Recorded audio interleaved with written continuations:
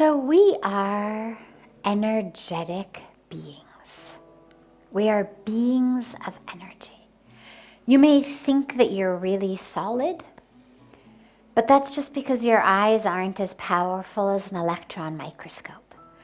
But if you could see yourself under an electron microscope, what you'd realize is, oh my God, I thought this was where I ended and the world began, but actually I'm just swirling, twirling electrons. Actually, I'm just energy. Actually, the swirling, twirling electrons of that which we're going to call my skin, my bones where I end, and the whirling, swirling electrons in the air around me intermingle. There isn't really a fine line anywhere where you could say, this is where I end and the world begins. They're connected, they're swirling and twirling and intermingling.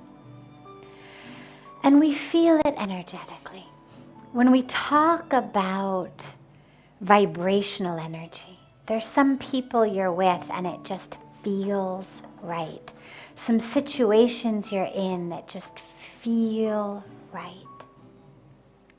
And some that don't. We feel things energetically, we know that. Ever feel like you just know what someone is thinking next to you? You know someone is watching you even though they're behind you and you turn around and there they are staring at you? We feel it energetically. We now know also that there are machines that can read your brain scan, read your brain waves without even touching the skull. My beloved, dearest friend, Dr. Bruce Lipton, talks about this brilliantly and beautifully, about the machines that read your brain without even touching your skull. It used to be that if you wanted a brain scan, they would hook you all up to all kinds of machinery. They now can give you a reading of your brain waves without touching your skull. Now, that is super exciting. Not just technologically, but spiritually. Because what it means is actually what the sages and the saints and the rishis and the gurus and the scriptures have been saying for thousands of years, which is careful of your thoughts. They create your world. Literally, they are vibrational energy that go out of your head into your world. And machines can pick them up and can give you a reading. So that which I think, that which I feel, that which is going on in my brain, literally is emanating out into the world. Now that's one way that we know that happens. Scientifically, technologically.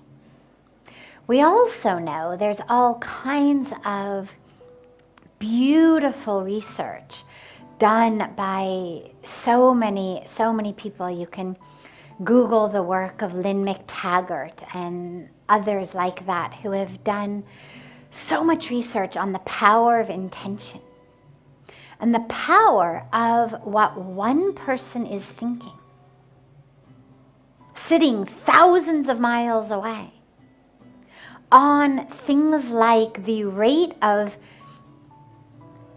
cell division in the cells in a petri dish sitting in the hands of someone else. My brain, my thoughts, my intention, impacting the rate at which cells are dividing in a petri dish someone else is holding. Super, super exciting stuff. And this is not research that's coming out of, yoga studios, but it's research that is coming out of top universities, Princeton University, other universities all over in America, in England, Europe. So we've got the science backing that. What we also know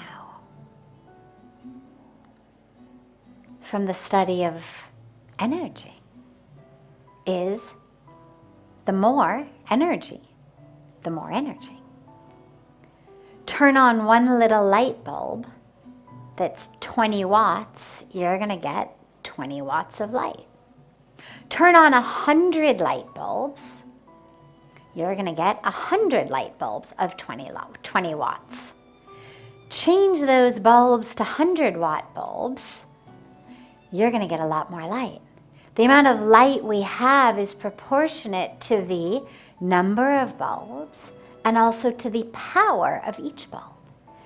And this is where each of us, as a transmitter of energy, through the power of our thought, through the power of our intention, is transforming the world. The more of us, the more transformation.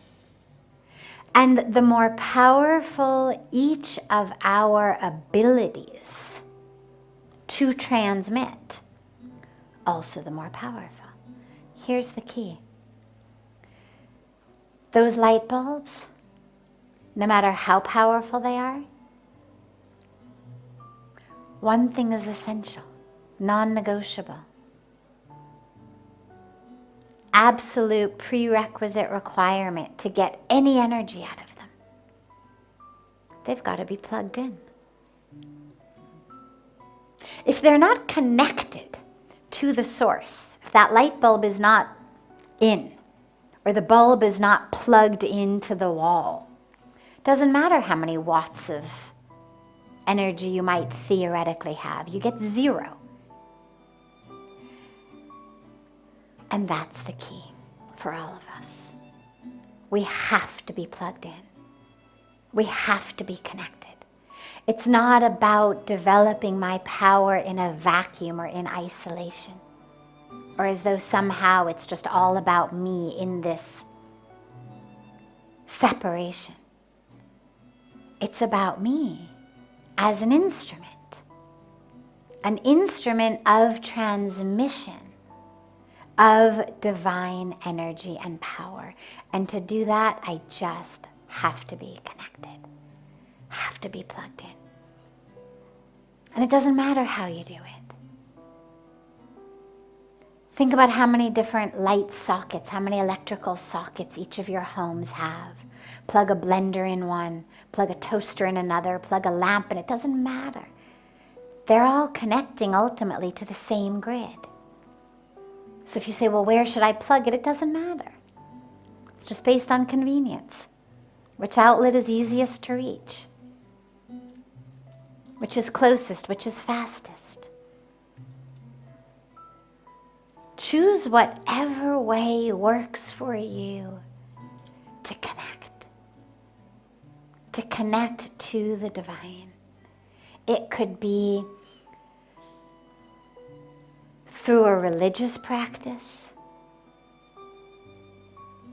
through a specific name of the divine, a form of the divine.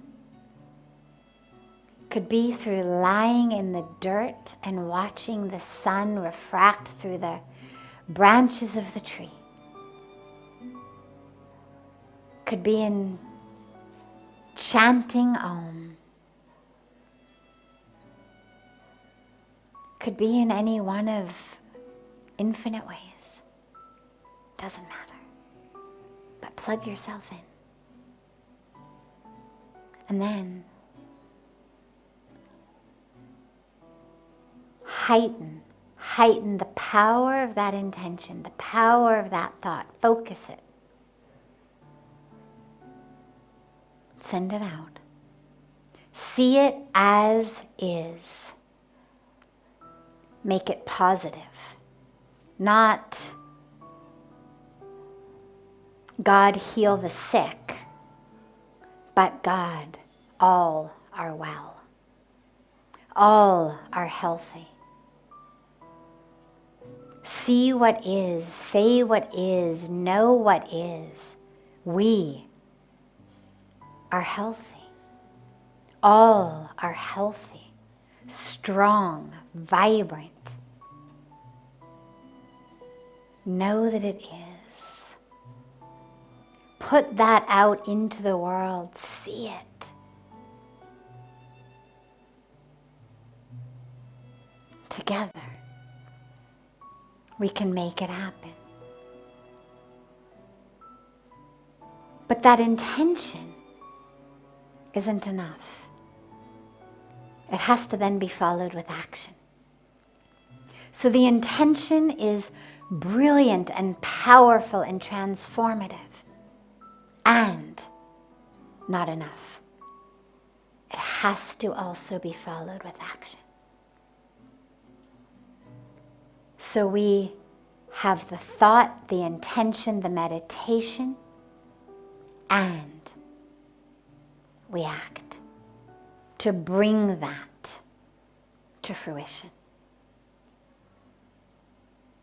And if we all do that, or if even a whole bunch of us do that, we can really be the change.